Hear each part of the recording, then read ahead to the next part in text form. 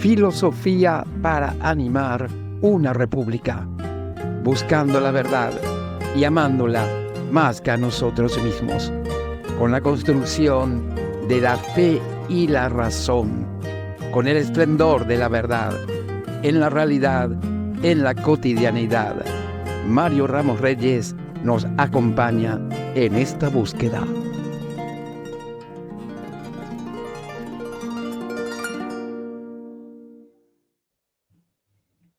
Buenas tardes, queridos amigos. Es un gusto estar con todos ustedes en esta tardecita de junio, en donde recibimos con sumo placer al profesor Víctor Vargas para que nos hable de lo que él sabe, que es filosofía, y de su último libro sobre filosofía.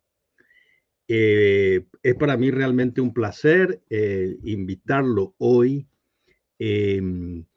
para iniciar, digamos, esta serie de entrevistas sobre personas que están trabajando y elaborando realmente un pensamiento crítico, un pensamiento riguroso, un pensamiento clásico, auscultando la tradición antiquísima y renovada y actual del pensamiento de Santo Tomás. Sin más introducción, entonces invitamos a Víctor, que un saludo y comenzamos nuestra entrevista. Hola, querido profe, ¿cómo estás? Un gusto estar aquí contigo. Para mí realmente es un honor en comenzar esta serie de entrevistas y hoy para presentar el último trabajo que hemos justamente presentado meses atrás aquí en Paraguay, un libro dedicado a la filosofía cristiana, al pensamiento de Santo Tomás de Aquino específicamente. En el título del libro es Pensar con Santo Tomás de Aquino hoy, 4 cuestiones filosóficas. Y una vez más, profe, muchas gracias por la invitación y un gusto estar aquí contigo dialogando, conversando y haciendo filosofía. Gracias, Víctor. Pero antes, para que la audiencia te conozca un poco, ¿dónde estudiaste filosofía y sobre todo por qué estudiaste filosofía? Bien, profe. Antes que nada, yo debo decir que yo tuve conocimiento de la filosofía estando en el seminario. Me estaba preparando para ser sacerdote y la primera materia que tuve fue Introducción al Pensamiento Filosófico en KQP, en las clases de propedéutico.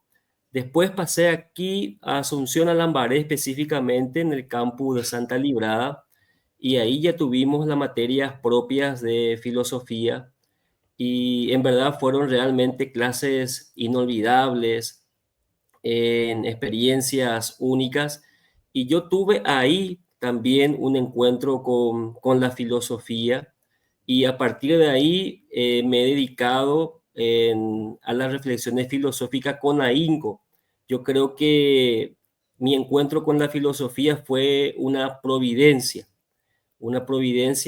justamente que ha marcado mi vida y a partir de ese momento me interesé sumamente por la filosofía. Luego dejé el seminario eh, y me inscribí en la Universidad Católica en la Facultad de Filosofía para culminar justamente la carrera de filosofía.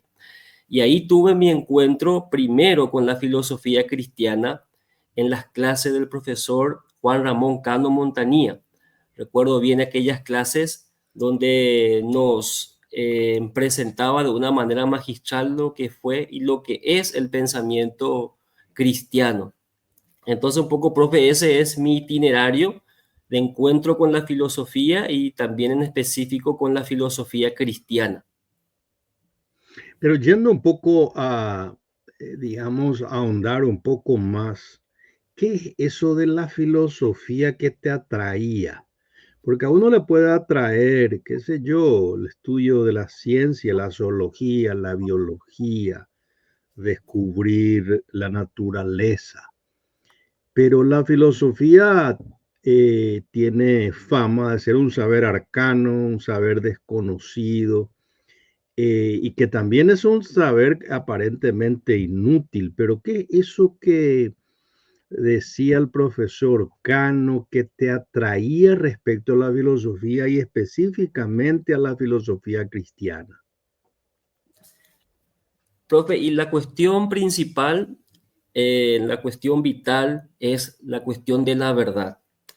Es lo que fundamentalmente me atraía desde el primer momento, desde la primera clase de introducción a la filosofía, la pregunta por la verdad. Y justamente esta pregunta por la verdad fue creciendo en mi itinerario, en mis estudios, y llega justamente en esa clase de filosofía cristiana donde el profesor Juan Ramón nos presentaba la verdad no como una construcción, la verdad no como una entelequia, ni siquiera como una ilusión, la verdad como una persona. Y entonces ahí se me abrieron los ojos y pude comprender que la filosofía es en diaconía a la verdad.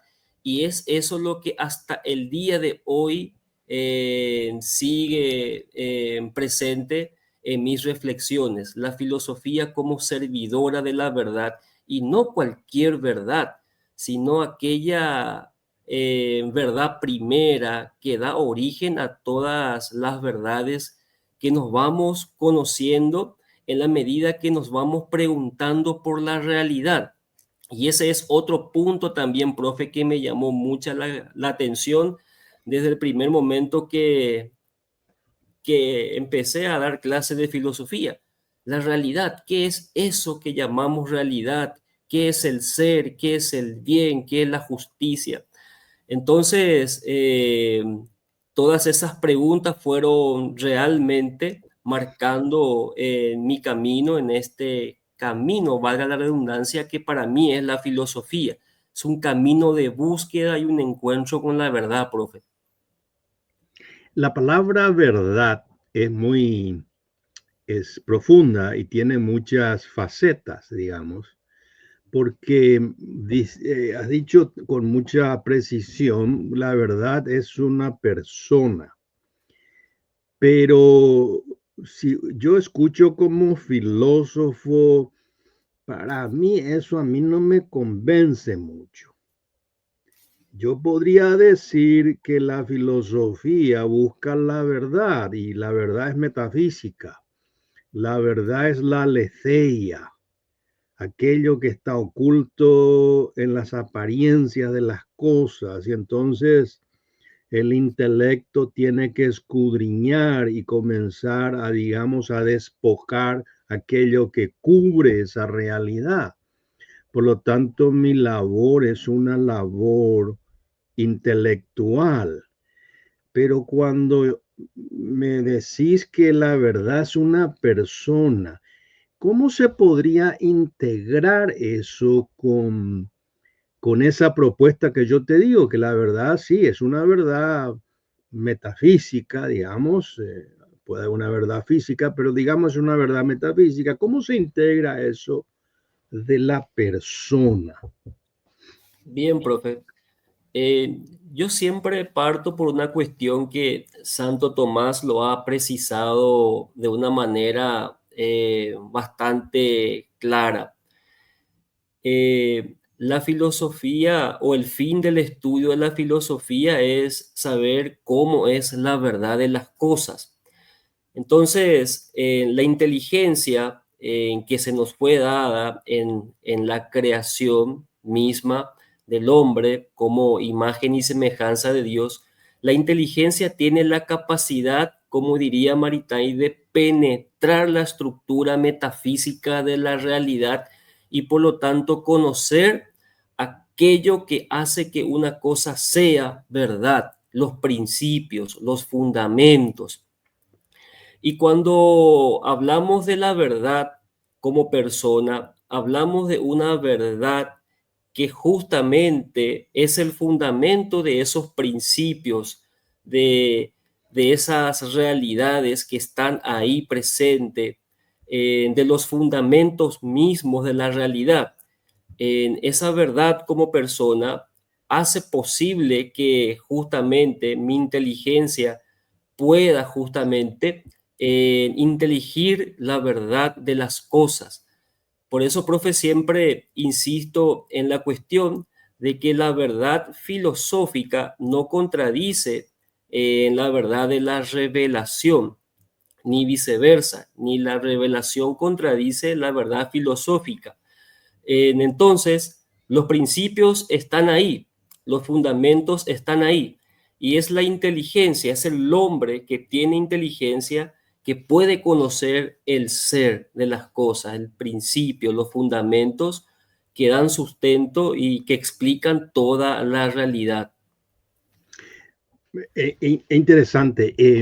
Lo dejamos ahí y colijo 4 conceptos que realmente me llaman la atención. Estabas hablando de un encuentro, de la verdad, de la creación, sobre todo la creación, la causa primera, y los principios. Y bueno, son conceptos universales, conceptos metafísicos, que tienen que ver como con una explicación de la realidad y de aquello que hace que la realidad sea.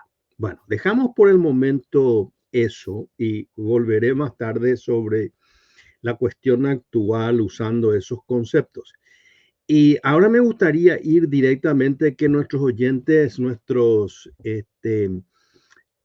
quieren saber, tu libro sobre Santo Tomás es un libro que dice Pensar con Santo Tomás.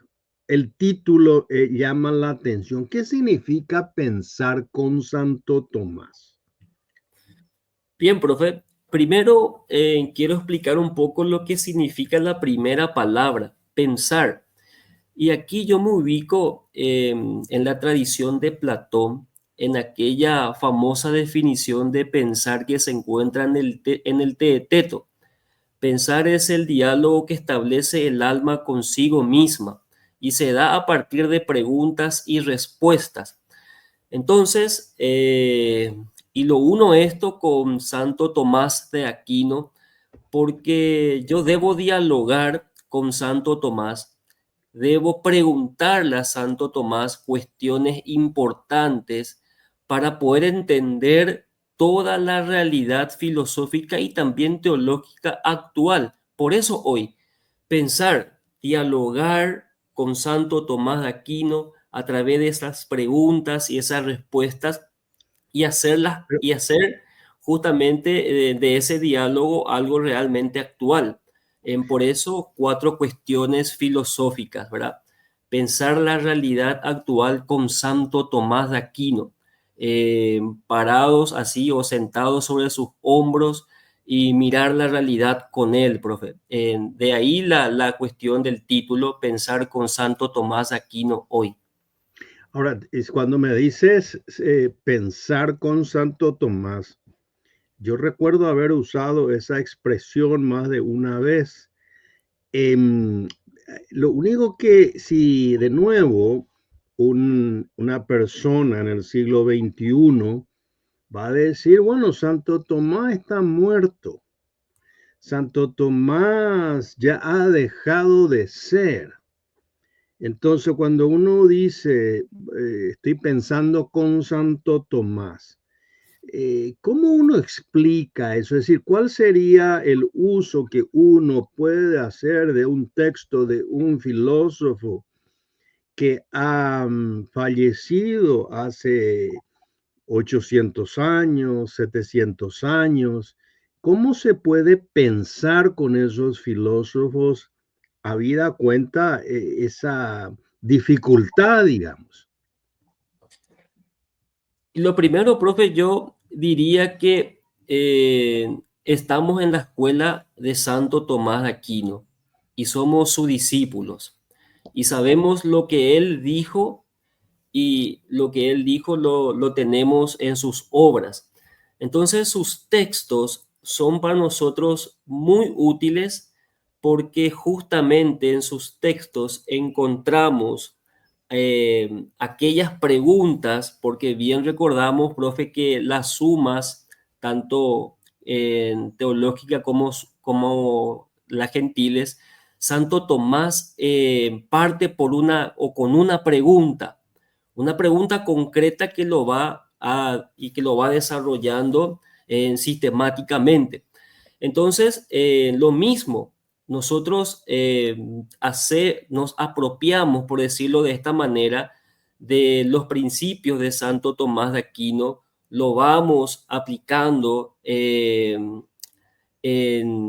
a las cuestiones actuales, tanto en antropología, tanto en ética, tanto en el derecho también, o en cualquier otra, en otra ciencia. Entonces, tenemos en las obras de Santo Tomás que son actuales, porque justamente son actuales porque sus principios se relacionan o tienen concordancia con la realidad.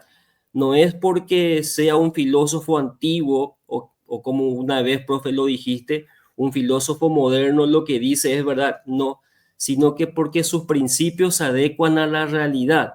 Entonces, esos principios que encontramos en la filosofía de Santo Tomás de Aquino, nosotros lo vamos desarrollando según las necesidades de nuestra época, según las necesidades de esta actualidad. Por ejemplo, la cuestión del ser, que es algo fundamental y que la actualidad ha perdido el interés por la filosofía del ser. Otra cuestión es la cuestión de la unidad de la persona. Las antropologías actuales o muchas antropologías han desfigurado justamente a la persona humana por negar esos fundamentos que tienen que tenerse presente al momento de abordar las cuestiones antropológicas. Ahora, Entonces, perdón que te interrumpa, porque lo que a mí me preocupa es, me estás hablando del ser. Dejemos de lado la persona. La persona yo creo que es más asequible para una mente actual, el tema del individuo. Todas las ideologías actuales hablan del individuo, el liberalismo, ciertas formas más marxistas o neomarxistas. Siempre están hablando un poco de la sociedad, del sujeto, etcétera. Eso es más actual, digamos, pero hablar del ser. El problema que la gente tiene, que yo escucho, es que ese lenguaje que estás utilizando, dicen que es un lenguaje ininteligible. Mi pregunta es, vos como profesor, como escritor, ¿cómo vos le explicás a esa gente la necesidad del ser? Simplemente diciendo que necesitamos contemplar el ser, pero si yo soy un hombre escéptico, ¿qué digo? Pero ¿cómo? Dame ejemplos. ¿Qué quiere decir eso? bien, profe. Lo primero que yo siempre trato de decir, de explicar, es que, como lo dije anteriormente, la inteligencia tiene la fuerza para penetrar en la estructura metafísica de la realidad, es decir, ir detrás de aquello que se nos aparece a los ojos físicos. Penetrar en la estructura de la realidad significa traspasar las barreras del fenómeno, de aquello que se nos aparece así a la vista, al ojo físico.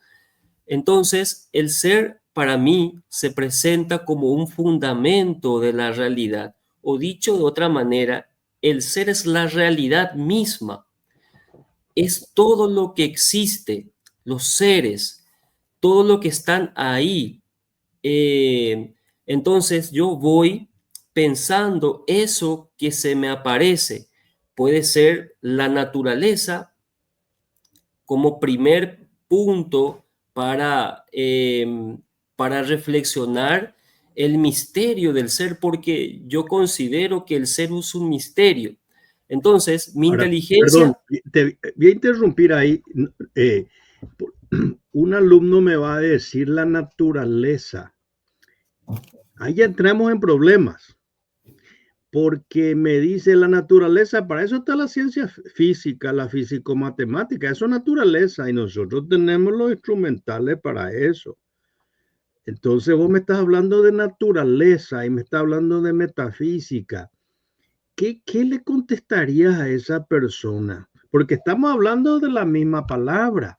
Sin embargo, yo estoy entendiendo, discúlpame si me equivoco, que esa la denotación de la palabra naturaleza parece que es un poco ambigua. ¿Me equivoco en esto? Profe, y si vemos ese ejemplo del alumno que pusiste, podría entenderse de esa manera, ¿verdad? Entonces, el mundo físico, la naturaleza, forma parte de mi peregrinar al encuentro con el ser. O sea, como los primeros filósofos griegos se preguntaban por el arjé, por el principio de todo esto que existe. Entonces mi inteligencia peregrina busca encontrarse con ese principio que da fundamento a todo esto que existe a mi alrededor.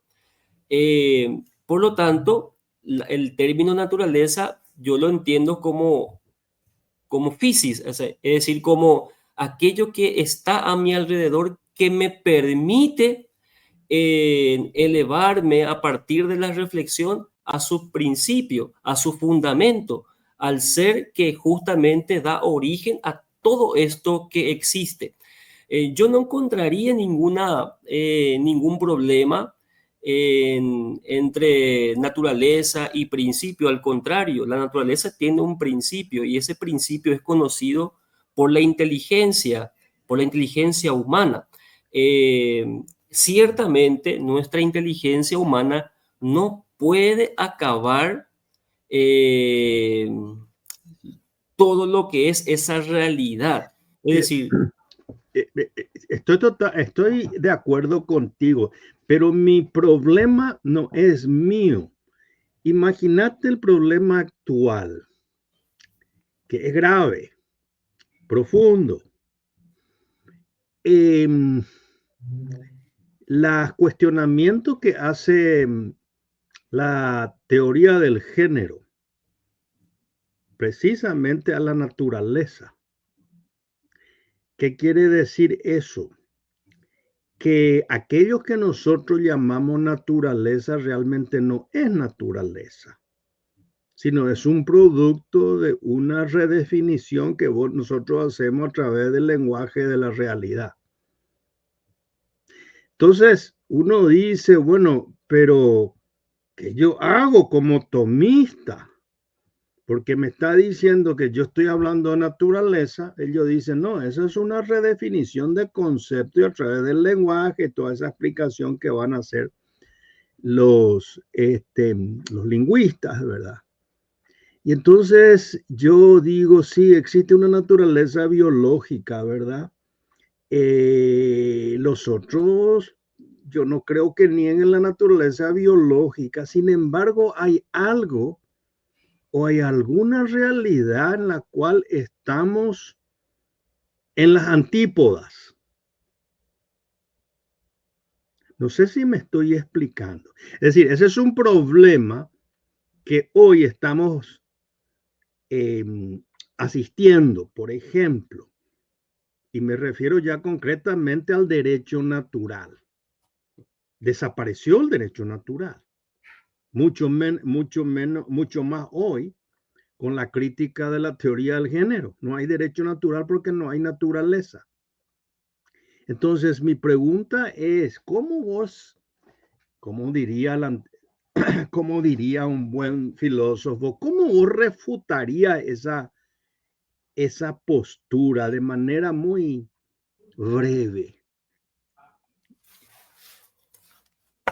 Profe, y lo primero que diría es dilucidar principios. Y en dilucidar principios entraría aquello de Maritain que retoma de Santo Tomás, distinguir para conocer. Y distinguir para conocer desde el intelecto, desde el logos humano. Repito, profe, e insisto, vivimos un mundo nihilista donde justamente se niegan estos principios, se niega la naturaleza, se niega inclusive la inteligencia del hombre, se niega inclusive todo lo que tenga que ver con cuestiones metafísicas.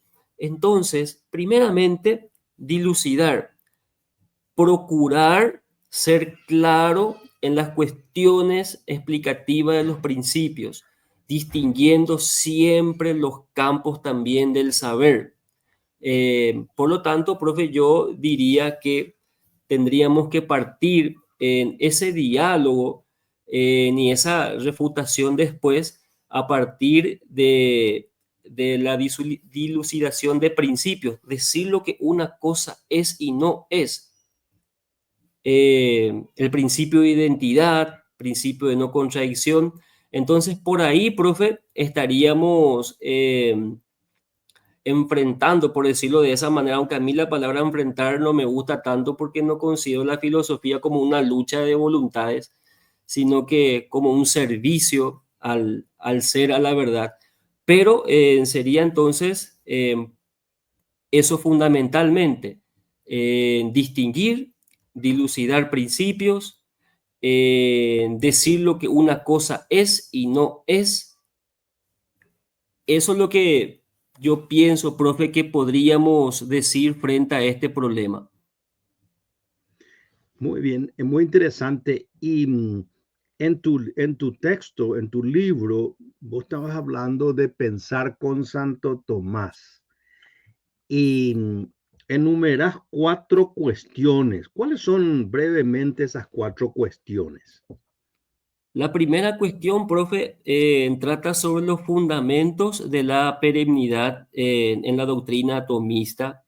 El segundo capítulo habla de las relaciones entre la fe y la razón. El tercero justamente habla sobre una aproximación al ser y la existencia. Y el último capítulo es dedicado al hombre, un ente en concreto que es una unidad sustancial de cuerpo y alma, donde abordo la dignidad del hombre y su vocación. Y dentro de ese capítulo, el último capítulo, hago como un excursus y, y toco aquella cuestión fundamental de la Gaudium Spes, el número 22, donde se explica que solamente a la luz del Verbo encarnado se esclarece el misterio del hombre. Y a partir de ahí conocemos justamente la vocación natural, la vocación última de cada persona humana. Esos son, profe, los 4 capítulos que abordo de manera ciertamente introductoria esos temas que hemos mencionado brevemente. Y decime, ¿cuál es la recepción que sentís respecto a un libro como el tuyo, de la gente, de los lectores, de los colegas, de los alumnos?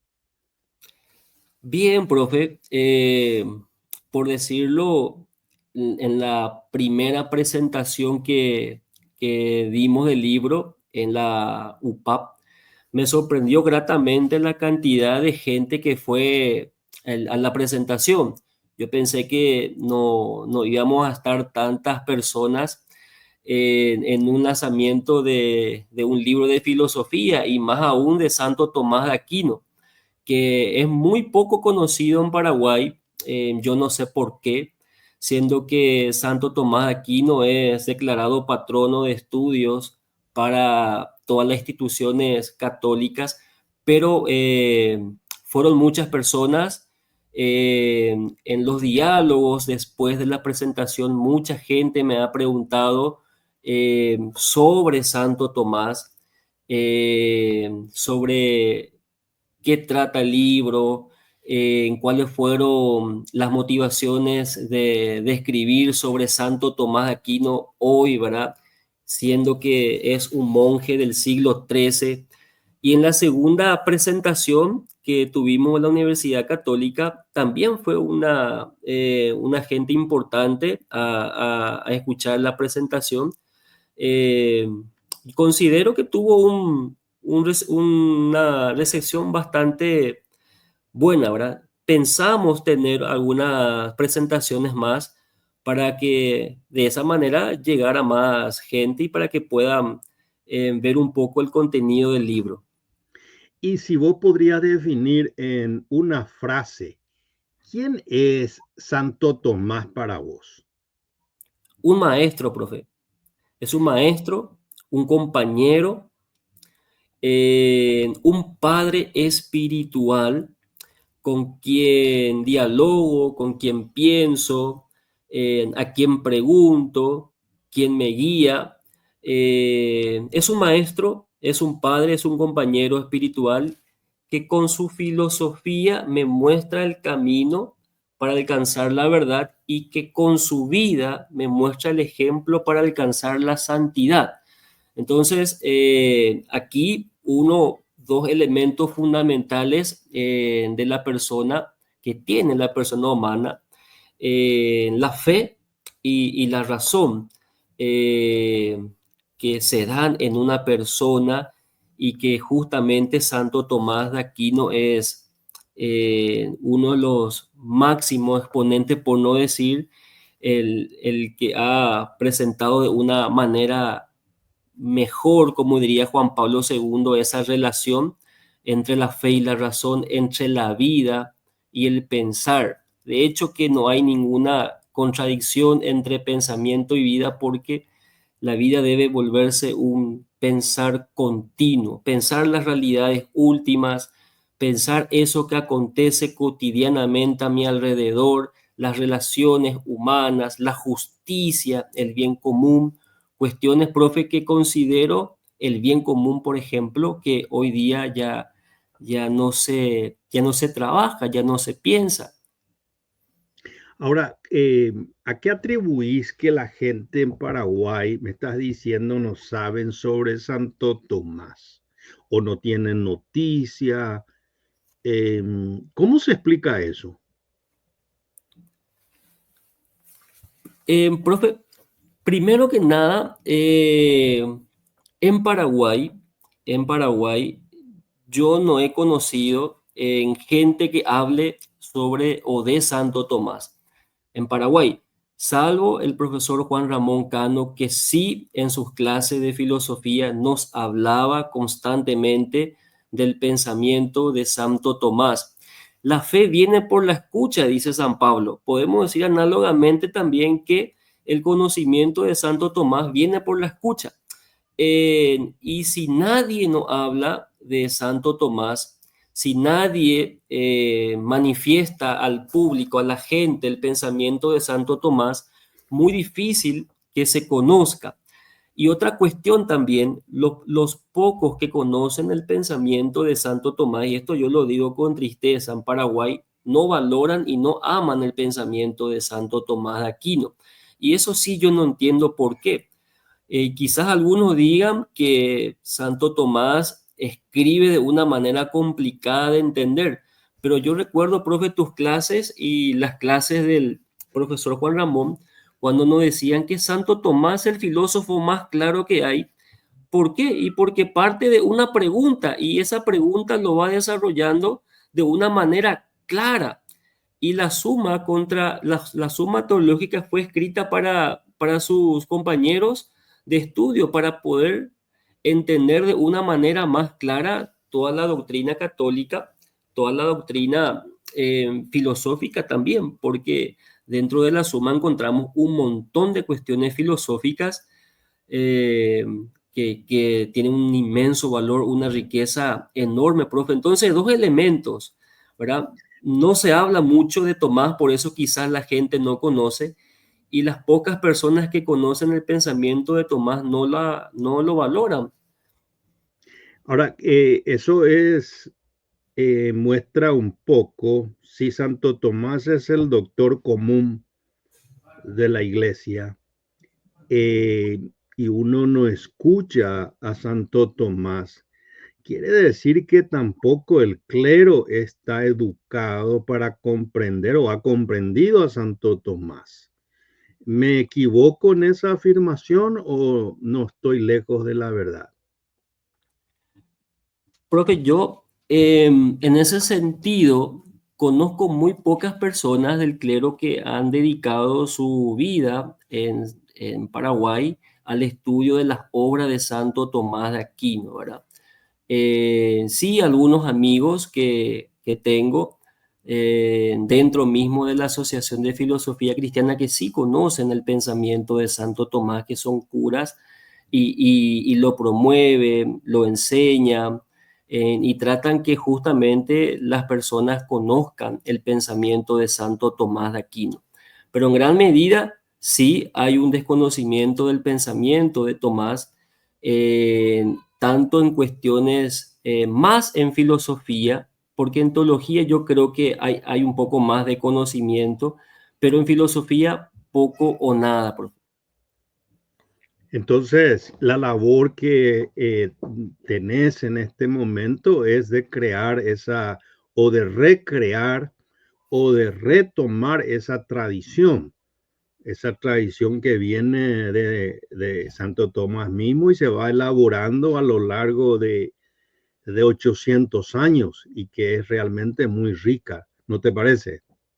Así mismo, profe, y en ese sentido, tenemos nosotros aquí las obras del profesor Secundino Núñez, tus obras, profe, las clases, los seminarios que tuvimos con el profesor Juan Ramón Cano, eh, y somos parte de esa tradición, ¿verdad? De esa tradición perenne que es la filosofía tomista, ¿verdad? Y es un trabajo lento, pero yo creo que va a tener sus frutos, ¿verdad? Va a tener sus frutos porque también debo ser sincero, de un tiempo aquí, hace 2 años aproximadamente, la gente con quien yo comparto seminarios, lecturas, con la lecturas de algún texto con los miembros de la asociación, ha surgido un interés por Santo Tomás, pero el interés es aún poco, es aún poco. Entonces el trabajo es mucho. Quizás nuestros hijos verán todo lo que se ha trabajado a lo largo de estos años, ¿verdad? Entonces sabemos que Santo Tomás de Aquino es un pensador seguro para nosotros y más aún para nuestro tiempo que vivimos un tiempo totalmente relativista. Como yo había escrito en este libro, vivimos la apoteosis del relativismo, donde se niega absolutamente la verdad y no solamente se niega su existencia, sino que se dice que la verdad nunca existió, profe, como una vez lo dijiste, ¿verdad? Entonces estamos en una crisis grande a nivel intelectual, a nivel de tradición, donde la tradición se rechaza constantemente y nosotros no podemos rechazar la tradición porque ahí se entrega la verdad, ahí se revela la verdad. Entonces, Santo Tomás de Aquino esto lo conoció bien, esto lo supo él perfectamente y Gilson lo recoge, ¿verdad? Cuando explica la tarea que ha hecho Tomás de explicar los textos de Aristóteles. Ya sabía Tomás, veía todo lo que ya se estaba reflexionando, pensando en épocas suyas y antes, ¿verdad? La importancia de la tradición donde se da la verdad, profe. Tengo dos preguntas más. Una, ¿cómo reciben hoy en el Paraguay de hoy tercera década del siglo XXI, los alumnos, tus alumnos, ¿cómo reciben el saber filosófico? ¿Cuál es la reacción que tienen respecto de la filosofía? Ya no digo la filosofía atomista, sino la filosofía sin más. ¿Cuál es el talante de ellos? Lo primero, profe, es que nace una pregunta y dice, ¿para qué estudiar filosofía? ¿Para qué es útil la filosofía? ¿Para qué sirve? Y se responden y dicen que no sirve para nada. Entonces, no estudiamos filosofía. Es lo que yo escucho por ahí. Yo todavía no estoy enseñando en ninguna universidad, pero es lo que yo percibo, lo que yo veo, que la gente, como no conoce de filosofía, rechaza la filosofía y no se ama lo que no se conoce. Entonces, ese es otro trabajo, hacer conocer la filosofía, su importancia, por qué a nosotros nos importa filosofía y por qué vemos que es importante hoy día la filosofía. Yo siempre le digo a mis alumnos, sin filosofía no podemos pensar correctamente. Obviamente que se puede pensar con otras ciencias, pero la filosofía tiene la gracia, por decirlo de esa manera, de introducirnos justamente aquello que realmente nos tiene que importar, las cuestiones últimas, qué es el hombre, a dónde va, de dónde viene, cuál es su fin último, cuál es su vocación, qué es la verdad, existe o no existe Dios, que es un tema propio de filosofía, no es solamente de la teología. Desde la antigüedad hasta el día de hoy los filósofos han venido a preguntarse por una cuestión y esa cuestión es Dios. ¿Quién es Dios? Tomás mismo se preguntaba en su estadía en la abadía de Monte Cassino, ¿quid es Deus? ¿Qué es Dios? El bien, ¿verdad? Son cuestiones importantes que solamente podemos encontrar respuestas con la filosofía, ¿verdad? Porque su naturaleza, la naturaleza de la filosofía que hoy también se ha olvidado, no es solamente transformar la realidad. Yo diría que la filosofía no es luego transformación de la realidad, sino que es contemplación de esa realidad. Muy Entonces, eso es lo que yo creo que debemos de rescatar, profe. muy interesante, una enorme labor. Ahora, una última pregunta. Habías hablado en un momento del bien común y que de alguna manera la gente no tiene en cuenta el bien común. Ahora, ¿cómo ves la política paraguaya hoy? La política, la interacción de los partidos, la administración del Estado, las ideologías. ¿Cómo ves en general esa política? Yo, profe, debo reconocer que no me he interesado bastante en las cuestiones políticas, pero sí puedo observar que la política paraguaya hoy perdió su norte, perdió su fin por el inmenso desorden que lo caracteriza. Y por lo tanto, en ese desorden, Te voy a interrumpir ahí. Si me está diciendo perdió su norte, ¿crees vos que la política paraguaya alguna vez tuvo su norte? y esa es buena pregunta, profe. Yo diría que pudo haber en la historia momentos importantes en cuestiones políticas, en la defensa, me refiero de la dignidad de la persona, en la lucha de los derechos de cada persona humana, pero así mirando a grandes rasgos, podríamos decir que la política en Paraguay desde sus albores debe, debe encauzar sus ideales, debe encauzar sus finalidades, que justamente es procurar el bien de cada individuo, el bien común, el bien de las personas en todos los sentidos. Podemos, profe, rescatar algunas partes de la política paraguaya y decir que en esas partes fue realmente buena, como en otras que realmente no fue nada buena. Agradezco infinitamente a Víctor por esta entrevista.